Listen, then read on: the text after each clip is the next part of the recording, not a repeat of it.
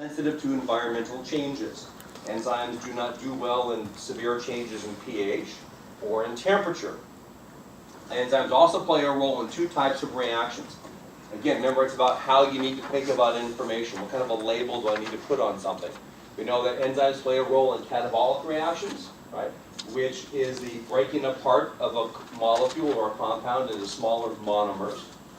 You also want an anabolic, where now you're doing just the opposite. You're helping to build a polymer. You're adding two substrates together.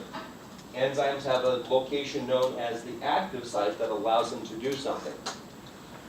The substrate, the thing that the enzyme works with, and substrate is just a word we use for non-specific.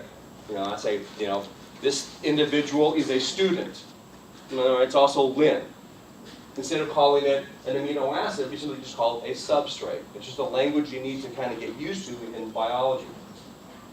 So keep in mind that catabolic breaks apart, anabolic is a building process. And then let's just get a quick look at a little video of how enzymes do what they do. If I can get there we go.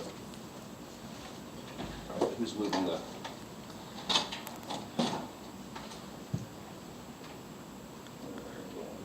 as well. Check the volume.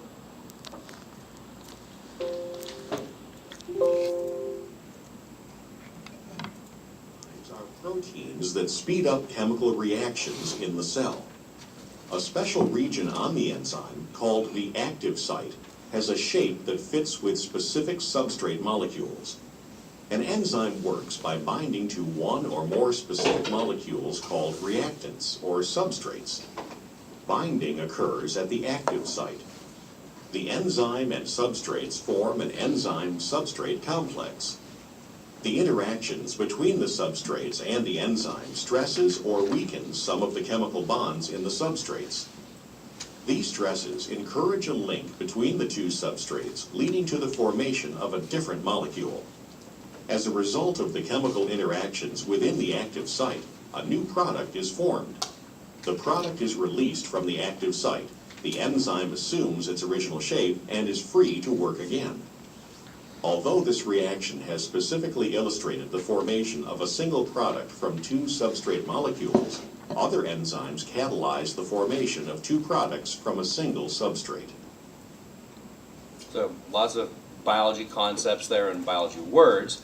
Keep in mind that one of the things you saw in the video was that when those two individual substrates, watch your eyes for the lights, landed on the enzyme, you saw the enzyme literally change its shape. And when that final product was produced, when it was released, you saw the enzyme again change its shape. Again, going back to the idea that when substrates or products land on an enzyme or come off, the enzyme will change its shape. And when they say, makes a reaction faster, what it means is it takes less time to reach that energy level to make or break whatever it is you're trying to do. That's why enzymes are thought to speed up chemical reactions. Not all chemical reactions need an enzyme, but if it does have one, it goes a lot faster. And we'll see some of the examples of those a bit this morning, and you'll definitely see them a bit later on as well. We also know that we can have competitive inhibitors. The idea that something other than the substrate might land on the active site. So you're competing for the same place, and if you get there first, you are inhibiting the substrate from being able to bind to it. Or you can have a non-competitor, which doesn't land on the active site, but it still causes a change in the shape. And if the shape changes, the substrate can't land on it. Now, start thinking about cells as like an experimental room or experimental chamber. Cells of the same kind have the same environment, but different cells will have a different environment. And by environment, we mean really what kind of enzymes do you find within those cells. So we make each row of tables a different group of cells. Each row of tables has different enzymes, therefore they'll be able to do different things. So maybe these individuals make product A, and A moves into these cells, and these cells can convert A into B. And then B moves into these cells, and these guys turn B into C's. Well, how could you go from this group of cells into this cell? So these guys are connected. What could we use to allow stuff in this cell to diffuse into this cell so I can turn it into something different. What? What did you say?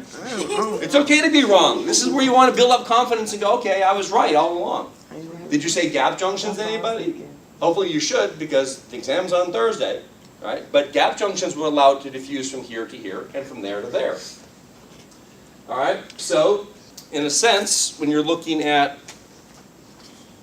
examples of that, these are layers of the adrenal gland, meaning different groups of cells. The things in green are the enzymes found in those cells. Different cells, different enzymes. Different enzymes mean you can make a different thing even though you all started off with the exact same product. All right, when you get into Bio 211, you're going to memorize this. Every little bit of it. It's fun, it's cool. What I want you guys to get from this is the following. We're going to really simplify this. Number one, just notice all the names in blue, all right? Triose phosphate isomerase, fructose biphosphate aldose, glyceraldehyde 3-phosphate dihydrogenase, all right? You're going to memorize all those when you get into 211. So things in blue are enzymes. That's nice. I got to memorize them. Here's what I want you to know, though. This is a process called glycolysis.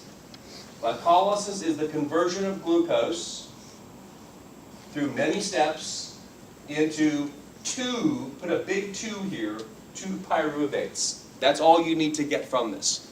Glycolysis is the conversion of glucose into 2 pyruvates, and it takes many steps to do this. You can see that each step requires a different enzyme. And if you're missing one of these enzymes, this process shuts down. It does not work. You cannot take advantage of it. So glycolysis is the conversion of 1 glucose into 2 pyruvates. Now when you look at this, how many carbons do you see in glucose? Right? You've got 1, 2, 3, 4, 5, 6. How many in pyruvates? 1, 2, 3. So what's 6 divided by 3?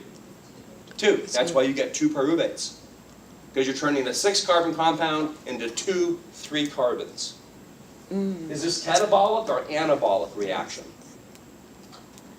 Is this a catabolic or an anabolic reaction?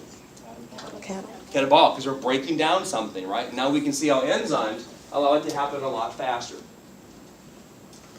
All right. Well, let's look at how plants make energy. There are 3 laws of thermodynamics. You'll learn them in physics and in Chem 141. The first one I do want you to know. Conservation of energy. And what that states is that energy cannot be created or destroyed, but it can change from one form to another. It can be altered. All right? Energy cannot